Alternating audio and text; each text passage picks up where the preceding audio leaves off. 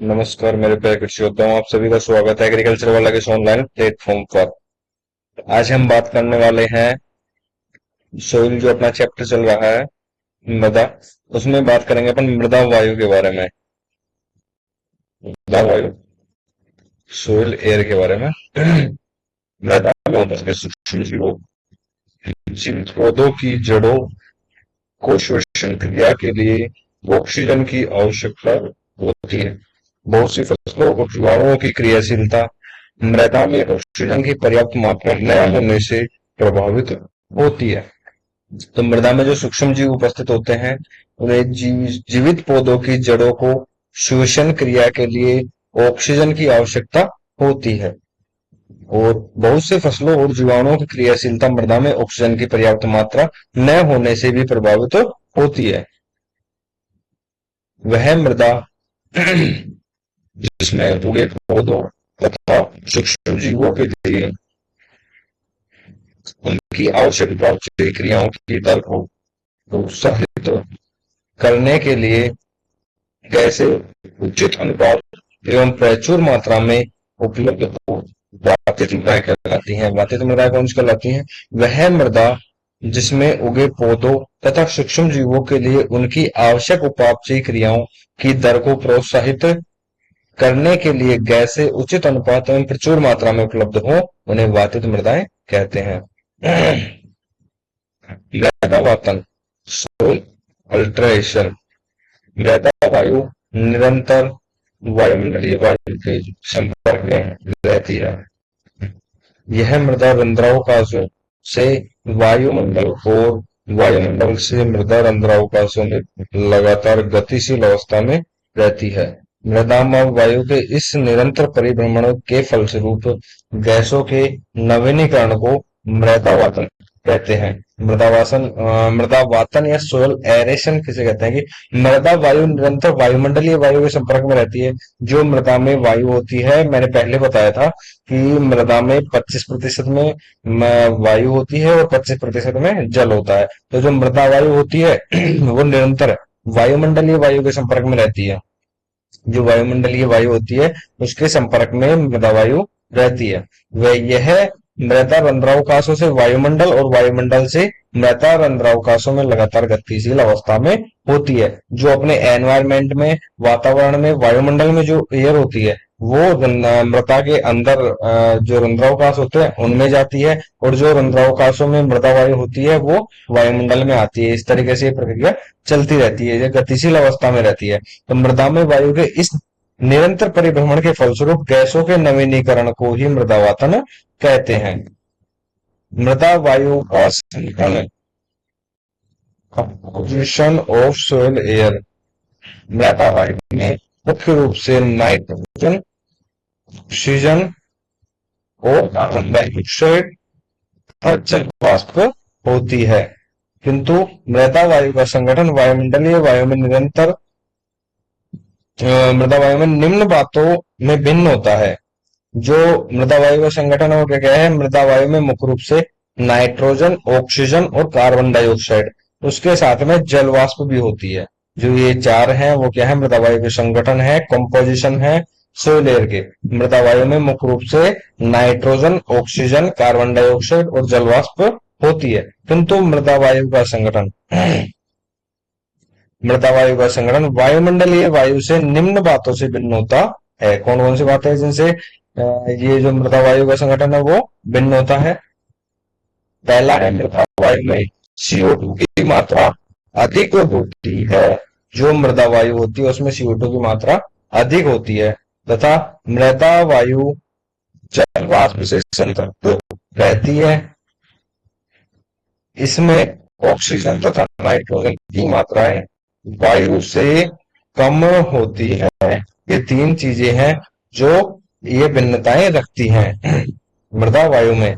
तो मृदा वायु के संगठन को प्रभावित करने वाले कारक, जो मृदा वायु का संगठन है उसको प्रभावित करने वाले कारक कौन कौन से हैं? पहला है ताप, सोयल टेम्परेचर। जो सोयल टेम्परेचर है वो क्या है? मृदा वायु को जो मृदा वायु के संगठन को प्रभावित करने वाले कारकों में पहला कारक है मृदा ताप, सोइल टेम्परेचर। दिन के समय मृदा वायु तुरंत फैलने लगती है और वायुमंडल में चली जाती है। रात्रि के समय मृदा ताप में गिरावट होती है तो मृदा वायु के सिकुड़ने से वायुमंडलीय वायु मृदा में प्रवेश कर जाती है। दिन के समय जब मृदा वायु गर्म होकर फैलने लगती है और वायुमंडल में चली जाती है तो दिन में क्या होता है, टेम्परेचर बढ़ने लगता है और जो अपनी एयर होती है, सोइल एयर होती है, जो मृदा के अंदर वायु होती है, वो गर्म होकर के और वो फैलने लगती है और वायुमंडल में चली जाती है। फैलने के बाद वो वायुमंडल में मिल जाती है। रात्रि के समय जब मृदा ताप में गिरावट होती है, क्योंकि रात्रि के समय टेम्परेचर कम होता है तो मृदा ताप में गिरावट होती है, जिससे मृदा वायु के सिकुड़ने से वायुमंडलीय वायु मृदा में प्रवेश कर जाती है। एंड दिन में तो जो मृदा वायु होती है वो अपने एनवायरमेंट में आ जाती है और रात्रि के समय जो एनवायरमेंट में एयर होती है वो कहाँ चली जाती है, मृदा में चली जाती है। तापमान के घटने बढ़ने से मृदा में विभिन्न रासायनिक एवं जैविक क्रियाओं की गति प्रभावित होती है। तो टेम्परेचर जैसे कभी कम होगा, कभी ज्यादा होगा, घटेगा और बढ़ेगा, उससे मृदा में विभिन्न रासायनिक और जैविक क्रियाओं की गति प्रभावित होती है, जिससे मृदा वायु भी प्रभावित होती है। जो रासायनिक और जैविक क्रियाएं जब प्रभावित होंगी तो उससे मृदा वायु भी प्रभावित होगी।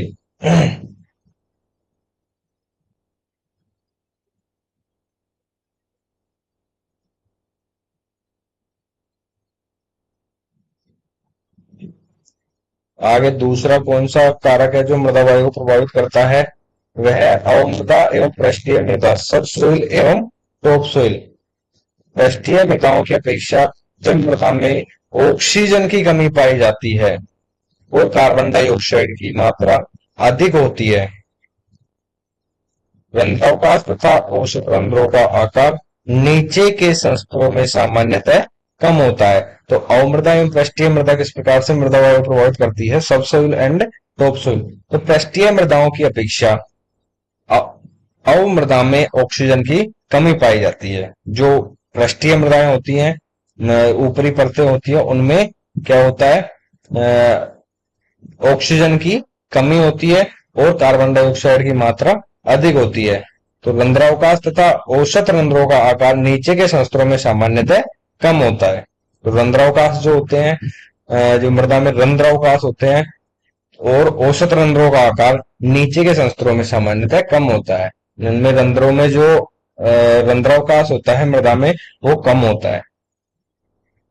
आगे आता है फसलें। फसलें किस प्रकार से प्रभावित करेंगी, तो फसल शोषण क्रिया द्वारा मृदा वायु में ऑक्सीजन की मात्रा को कम करती हैं और कार्बन डाइऑक्साइड की मात्रा को बढ़ाती हैं। खड़ी फसल में कार्बन डाइऑक्साइड की मात्रा अति मृदा की अपेक्षा लगभग 10 गुनी अधिक पाई जाती है।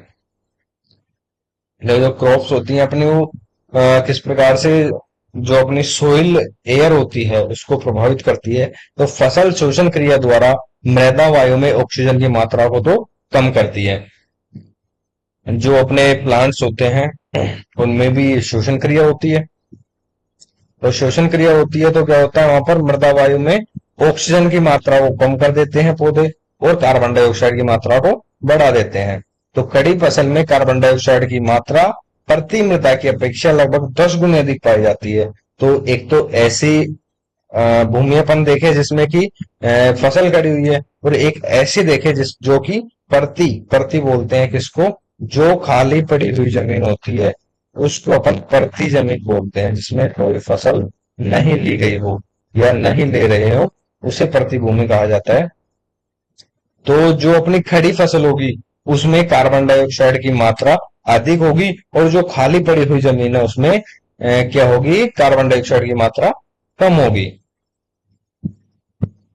आगे आता है जीवांश पदार्थ, ऑर्गेनिक मैटर। तो जीवांश पदार्थ की मात्रा से मृदा वायु प्रभावित होती है।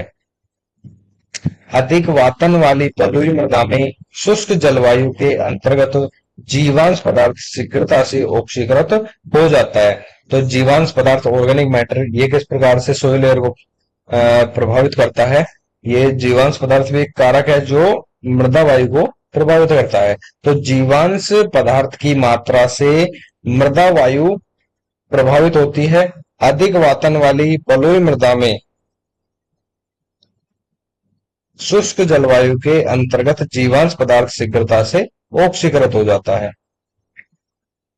आगे आता है ऋतु परिवर्तन, सीजनल वेरिएशन।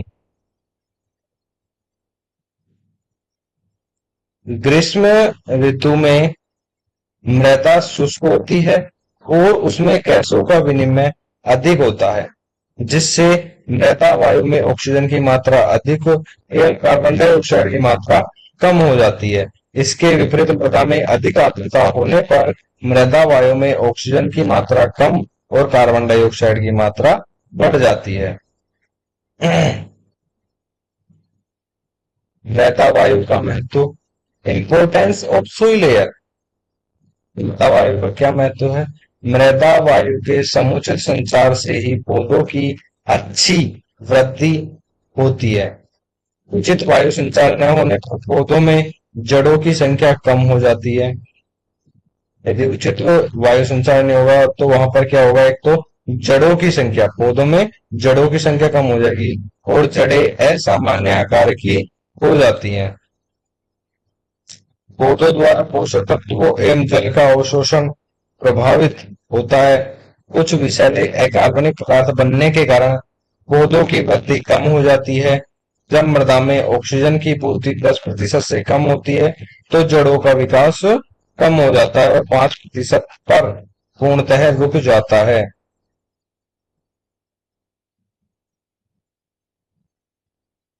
इसी प्रकार मृदा वायु में कार्बन डाइऑक्साइड का 1% से अधिक होने पर पौधों की जड़ों पर जहरीला असर होता है। कार्बन डाइऑक्साइड की मात्रा 10% पहुंचने पर जड़ें मर जाती हैं।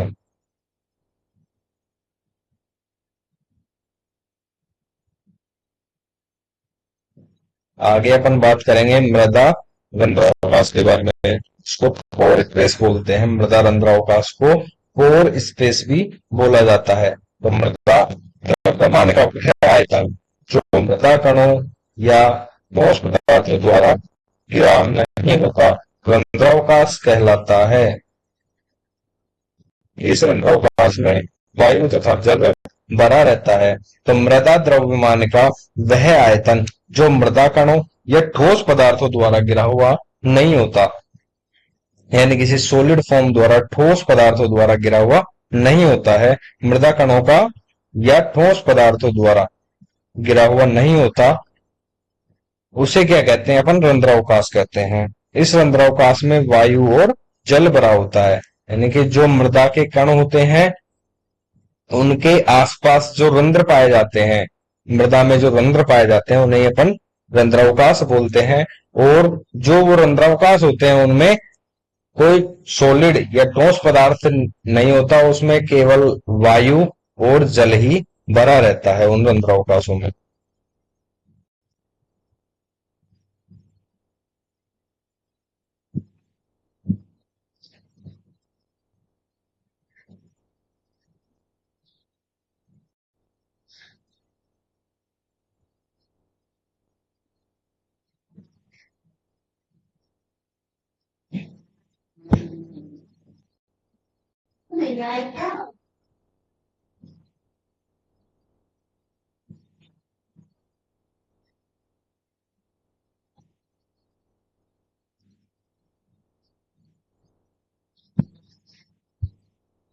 इसी रंध्रावकाश में पौधों की जड़ें प्रवेश करके और वृद्धि करती हैं।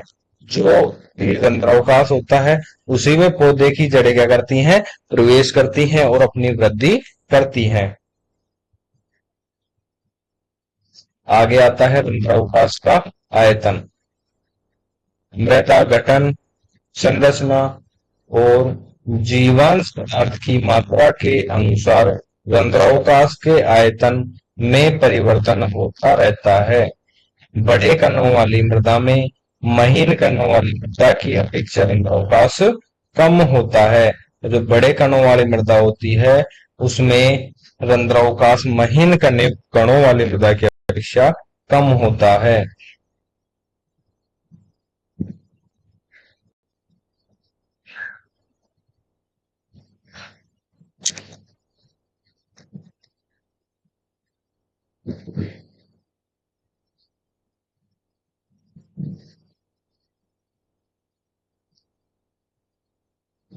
छोटे कणों के बीच कुल रंध्रावकाशों का आयतन बड़े कणों की तुलना में अधिक होता है। इसी कारण मृत्तिका मृदाओं में रंध्रावकाश अधिक तथा एक घन सेंटीमीटर शुष्क जल का द्रव्यमान बालू एवं बलुई मृदाओं में कम होता है।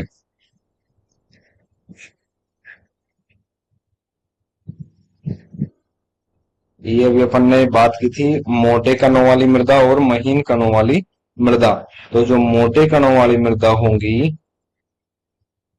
जैसे इन कणों का आकार है 10 मीटर 10 m। तो ये मोटे कण है। इन मोटे कणों वाली मृदाओं में रंध्रावकाश कम होगा और जो छोटे कणों वाली मृदाएं हैं उनमें रंध्रावकाश अधिक होंगे। तो इधर अपन देखेंगे मोटे कणाकार वाली मृदा और दूसरा जो स्ट्रक्चर दिखाई दे रहा है उसमें है महीन कणाकार वाली मृदा। आगे आता है मृदा रंध्रावकाश प्रतिशतता। तो मृदा रंध्रावकाश प्रतिशतता क्या है? मृदा के कुल आयतन का वह प्रतिशत भाग जो रिक्त होता है। मृदा के कुल आयतन का वह प्रतिशत भाग जो रिक्त होता है। मृदा रंध्रावकाश प्रतिशतता कहलाता है।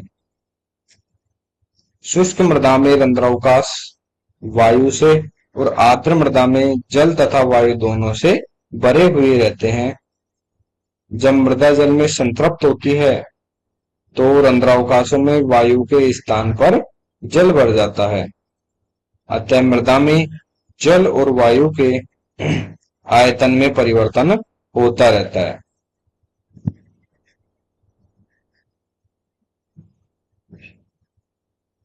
मृदा रंध्रावकाश प्रतिशतता की गणना निम्नलिखित सूत्रों द्वारा की जा सकती है। इन सूत्रों के द्वारा अपन मृदा रंध्रावकाश प्रतिशतता की गणना कर सकते हैं। तो क्या फॉर्मूला है? मृदा रंध्रावकाश का प्रतिशत बराबर 100 माइनस स्थूल घनत्व अपॉन कण घनत्व इंटू 100। ये फॉर्मूला है जिससे अपन मृदा रंध्रावकाश प्रतिशतता की गणना कर सकते हैं। इसको पूर्ण रूप से समझने के लिए स्थूल घनत्व और कण घनत्व की जानकारी होना आवश्यक है। तो स्थूल घनत्व क्या होता है? इसको बल्क डेंसिटी बोला जाता है। शुष्क मृदा के इकाई आयतन के द्रव्यमान को मृदा का स्थूल या आवासीय घनत्व कहते हैं। तो शुष्क मृदा के इकाई आयतन के द्रव्यमान को मृदा का स्थूल या आवासीय घनत्व कहते हैं।